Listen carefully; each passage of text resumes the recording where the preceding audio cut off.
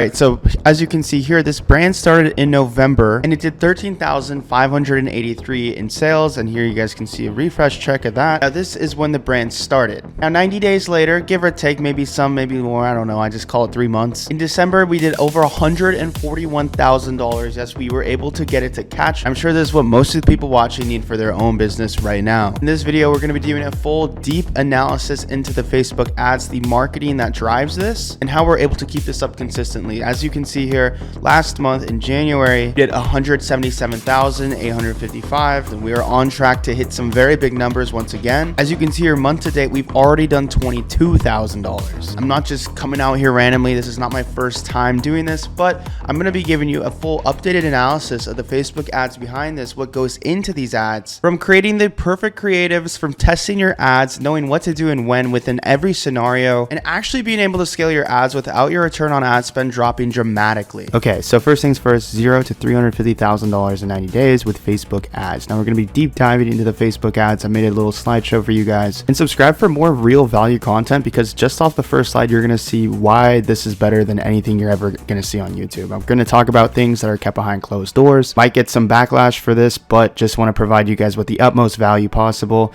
So let's begin. So the first thing you need for your Facebook ads strategy is a perfect foundation. Now this is a must-have. Yes, we are going to be setting up the testing phase, scaling phase, and going everything in between all that stuff later. Well, just in a minute here, but the first things first, I think you need is a strong foundation. I know some of you guys are probably using your mom's, your aunt's, your uncle's ad accounts because you got caught up selling reps on your own or some stupid shit. But yes, agency ad account structure, agency account structures, having agency profiles, business managers to keep your pixel, and ad accounts are crucial to have. Now these can cost anywhere from 4%, 3 to 4% of your ad spend. We'll just call it 3.5, because you're gonna have things like where spending limits might become an issue, where profile bans and restrictions might become an issue, and you just don't any longer want to be the one having to deal with all that stuff. That is the last thing you want to deal with when you're actually scaling, because so much is going to be coming at you so fast. I think the first thing I ever delegated in dropshipping was my account structuring. So having the right agency account structure is everything. Having business managers for your pixel in case your ad account goes down, so you're able to move that pixel over and share business access to the new ad account when it's created, and there's no backlinking, so things don't just automatically get banned. Having profiles set up the right way, using an incognition or multi-browser. I personally use incognition, but this way you're able to have a very stable structure. And this is crucial because when you're spending faster and faster, you're going to run into a lot more issues than you might even think about. Now, this isn't super elaborate on agency account structuring, but it is crucial. And that's why I put it first thing here on the foundation. Mash up creative content in UGC flow to be constantly introducing into the Facebook algo. So the reason I say this now is the game has changed quite a bit. There used to be a lot of more growth hack things you can do in ad accounts, such as, cost caps and bids, having 0.33 or 0.77, but different little growth hacks that some of you OGs might be knowing. But lately, I've been running a lot of Facebook lately, scaling things up for other partners and things like that. And over the time and consistently repeating this on multiple stores and brands, this is basically what I've developed as the best structure. It's a content game now. All these platforms are competing for your time, and how do they do that? They provide and show content and they serve it to the right person. So having like a constant mashup flow, you don't even have to spend a bunch of money on UGC. In fact, you can just go one round of UGC. You can rip a lot with the mashups, but having a constant mashup flow, I pay about $1,000 a month for it, and I just have my agency account provider provide those as well. So I no longer have to really think about content. It's just always coming in. Having that, this type of foundation and agency account structure, content flow, and everything is perfect. And it actually gets even deeper than that. Now there is insider relations. I can't say too much on here about that, I suppose, but things like increasing spending limits, whitelisting accounts when they get banned, and things like that. And just having someone kind of watch your back and make sure that everything is going smoothly. Insider relationships. Again, this is all foundation and all pretty much grouped into the same thing. Every launch that I do, I have to do this, and that's how I've been able to no longer have to run around and circumvent and dodge bans and all this crap. It's just not going to work in the long run, especially once you do hit these types of numbers, consistent $100,000, $200,000 plus months, and you're actually trying to take it to that next level, that 5-10x, which we'll get later into, $1 million gross months, which really isn't that much different than doing the 100K months. It's literally it's not much different at all. if you have, as long as you have all the right things, the foundations, testing, scaling phase. Obviously, over the years, I've done many big things in this space. You guys can see all the content on the channel to attest for that. But this is, over the years, my knowledge and what I think is what actually matters. So financial backing too. You could start with Amex Gold. That's probably the easiest and best for most of you guys to get. You can get your Amex Gold, get your 4x points back on ad spend. So Facebook credit lines is also another thing that agency accounts typically have the sources for that, where you can actually directly get a Facebook credit line.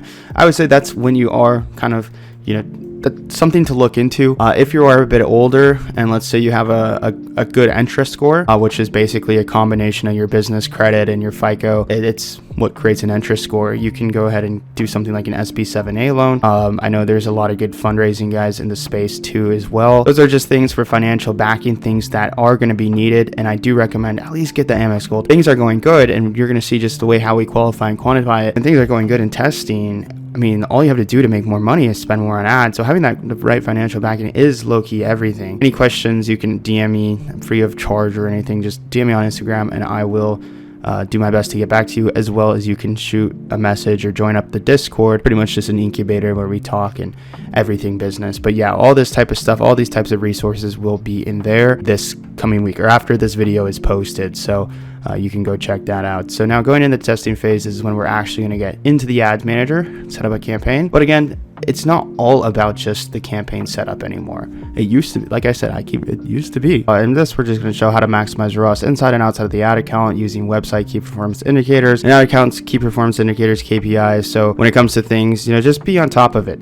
Look at things like conversion rate. Always be kind of checking things, conversion rate, your suppliers, make sure you're getting the best supply costs, things like that. And then the KPIs within the ad account, things like your CPA and your CTR. If you notice your CTR is significantly low, like sub 1%, or your cost per clicks are significantly high, maybe above $2, then maybe something's wrong there. So you really want to look at indicators not only in the ad account for your testing phase of your Facebook ads, but on your store, because now you are running traffic is being sent to your store, and there's area there where things can be wrong too. So yeah, also having the proper inside the ad account column set up, identify the winning offers. I typically will recommend performance and clicks. You'll be able to see things like your website purchases, cost per purchases, and things like that, all that good stuff. Yes, the testing campaign is going to be an ABO setup, just a normal ABO, not Advantage Plus ABO campaign, because what we're going to need to do is actually have multiple ad sets within this campaign. I don't know why Advantage Plus, it just lets you have one. But the problem with this, with Advantage Plus, typically is what will happen is you can only have one ad. Well, yes, you can only have one ad set. But what will happen is you have these different, these 3 to 5 creatives within that ad set. When you're trying to identify the winning creatives, the best way that always works is when you evenly distribute the capital between them all. So if you're allocating $10 per creatives, you have 5 creatives, then you can actually see, based on that ad spend over, a period of time, like, $350. We're going to run this for at least a week, guys. Make sure to have that testing budget ready, because what this does is it influences low scale pixel optimization. And once you have that, then you're really ready just to fly. But this does 2 things here, this ABO setup. What it does is it shows you what creatives are the winners, and typically those winning creatives are profitable. So you can see that it's profitable, and you'll have your winning creatives. So you're in a perfect foundation. You've qualified testing phase, and you're ready to blast with scaling phase, which I'll get into in just a little bit here. But yes, this is going to be an ABO setup, so let's just do it really quickly here. Again, guys, this is going to be a wishy-washy setup, but yeah, so sales on Facebook ads, sales. We're going to do manual sales campaign, and just don't catalog these, so we'll just call it ABO test. And again, the point of this is to test the creatives and see what works at the exact same time. So that's really what we're doing here. Let's just say an example, we have 5 creatives that we'll be using. I'm just going to do one just for the sake of the video, just because I don't want to have to go through and put them all down, and it doesn't really matter. You can easily see what's going on. So you do your targeting. Typically we'll recommend big 5 targeting for anyone, unless you have like some sort of like payment processing issues where you can only go in one or a certain area or anything like that. So we'll go here, Kingdom, Australia, then New Zealand. Good old big 5. Okay.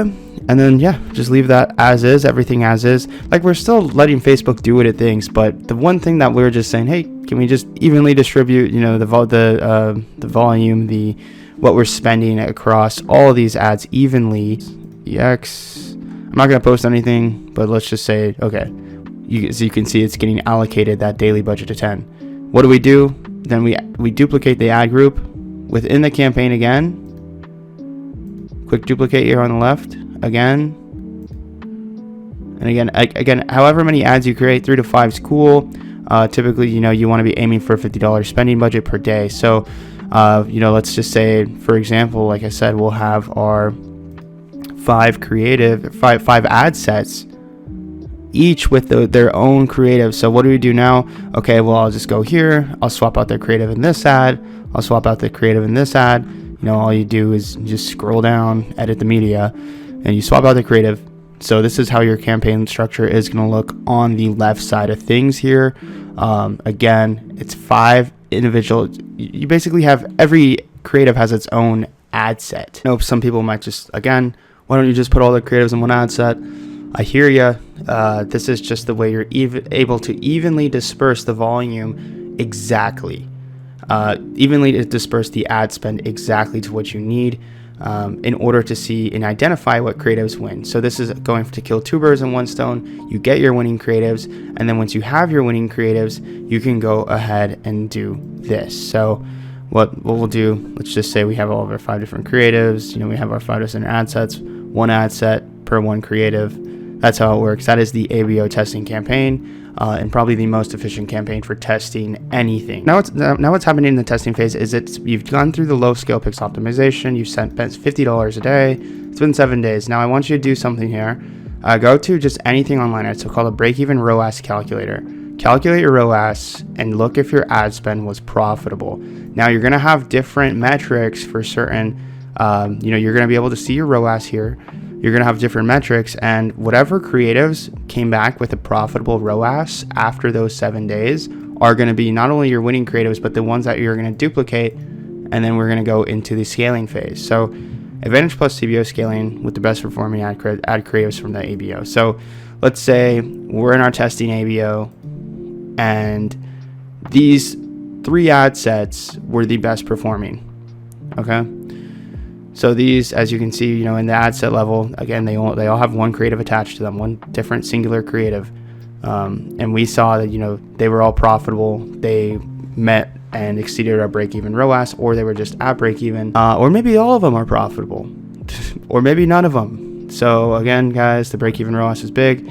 If you failed your break-even ROAS calculator score, whatever, just go back to the beginning of testing phase and how you can maximize ROAS inside and outside the ad account and really cleaning everything up. What you're going to do is now you're going to create your scaling campaigns. These campaigns are going to be newer campaigns, scale. Going to be sales, so make sure to click on here, pay attention. But we're going to turn Advantage campaign budget on. So this basically turns into like a CBO, ACAB or whatever they call it now. Now we're going to double the budget up. Again, double, you can go 50%, you can just maybe up to 75. You can go 150%. It doesn't really matter too much. Really, all you're doing that is now we're going to let the AI optimize it and go even further with that campaign setup.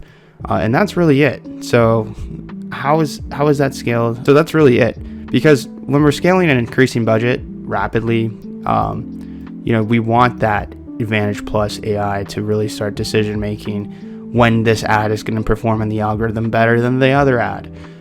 We need that, in fact. But again, we're just basically duplicating the best performing assets in that ABO into an Advantage Plus CBO scaling campaign. Again, it's not one size fits all here.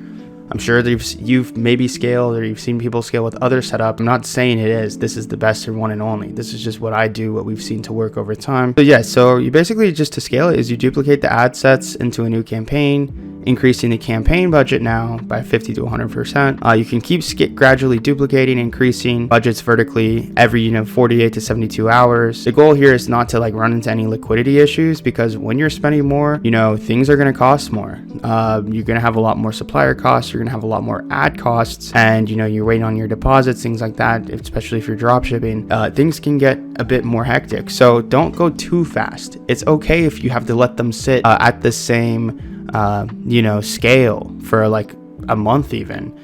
Cruise at a few $100,000 a month before you really push for millions. Don't just instantly go up, especially if you don't have the capital. But that's where, back from step one, we laid down the proper foundation. One thing that can happen over time, but the creatives will get fatigued. Creative fatigue is a real thing. You want to keep reintroducing new creatives into the algorithm. In terms of reintroducing, you just want to run the same method. You're going to run that ABO. Maybe you run at a bit higher scale now. You have more money coming in, whatnot, and you can introduce those new creatives in to that ABO. Look at what performs the best and do the same exact thing. You don't have to have a couple campaigns. You can have tons of campaigns. So endgame. So things like to introduce like a subscription model to maximize even 10x profits, scale higher and faster.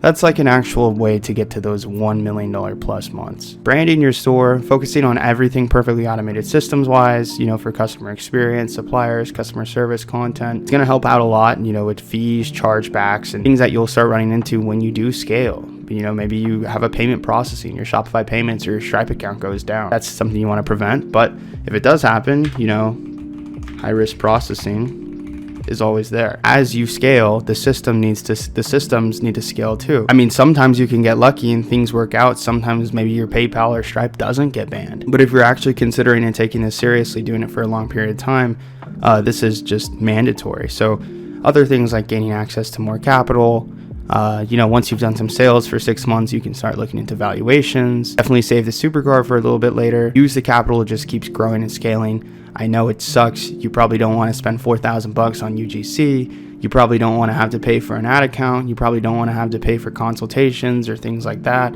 or customer service when you want to save on those costs. But I highly recommend you do that. I've watched so many people crash and burn, and that's not something you want to do. If you need any extra one-on-one help, or DM me at Leo Kuzno on Instagram. I'll be getting back to everybody, as well as in the comments. Just any question, free of cost, whatever.